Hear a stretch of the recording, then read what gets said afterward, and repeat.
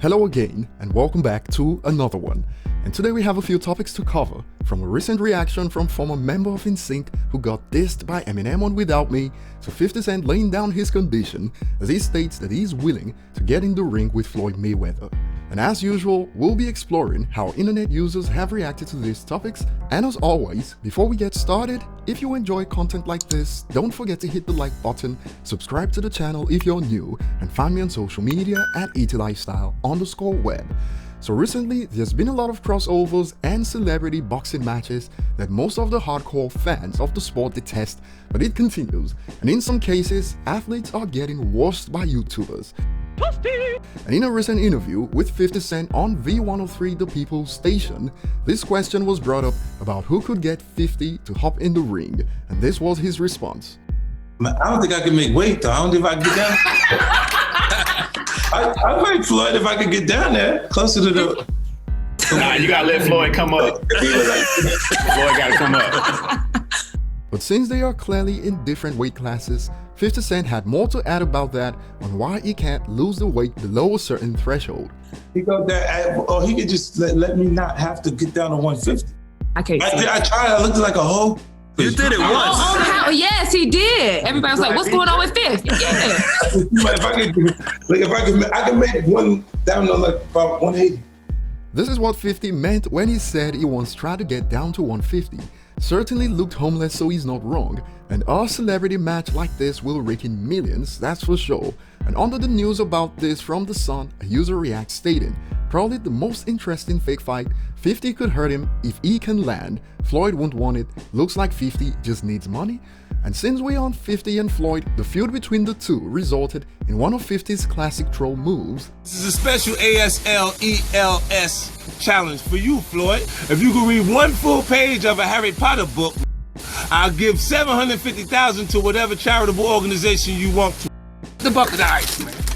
That spawned viral clips of users on the internet showing quote-unquote proof that Floyd actually couldn't read, like this for instance. That prompted reactions like this under the video. You're all lucky Floyd can't read these comments, but there were clapbacks to match directed at those who laughed at Floyd like this. How many of y'all got master's and bachelor's degrees and still broke? But back on topic, would you pay a premium to see 50 and Floyd go head to head in the ring? Save your comments on this for later, and we head to the next point.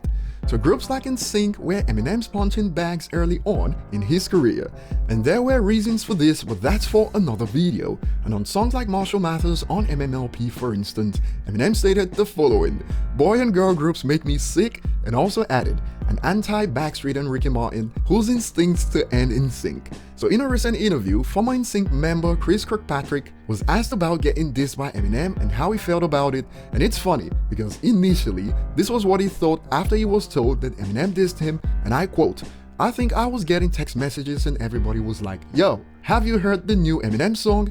He makes fun of you in it,' and I'm like, 'Yeah, he always does. Nsync rhymes with everything.'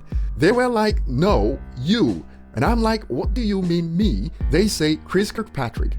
I'm like, he says Chris Kirkpatrick in a song?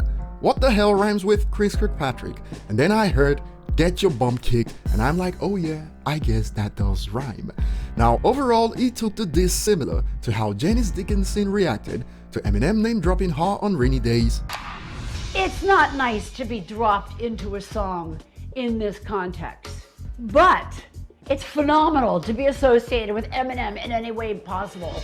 As after the interviewer asked the leading question, "Do you realize that you really made it when you become an Eminem lyric?" he answered, "Yeah, either you really made it or now you've got beef with somebody that you look up to and you're like, what happened here?"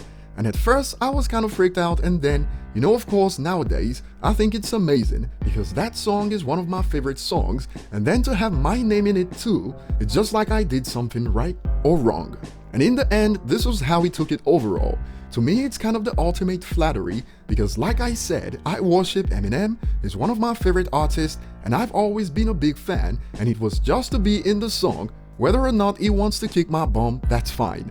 And Chris believed Eminem dissed him because of a misunderstanding in regards to a comment he made on TRL where he insinuated that Eminem was popular because he was controversial. And in reaction to the news, a user breaks it down. Eminem described it in an interview with Jimmy Kimmel in 2009 that if a celeb name rhymes with something, he puts it in the lyrics. No beef or hard feelings. And this is similar to how Eminem recorded that Rihanna leaked snippet that he recently apologized for. At that time, especially after the overdose, if it rhymed, it goes in the song. And since Kirkpatrick didn't go on to blow like Justin Timberlake, the user states, "The only reason I have ever heard this name was from Eminem. I thought he was a reporter or something. You can probably thank every Google search of that name cause of the song." Was it the same for you? Comment below and see you on the next one.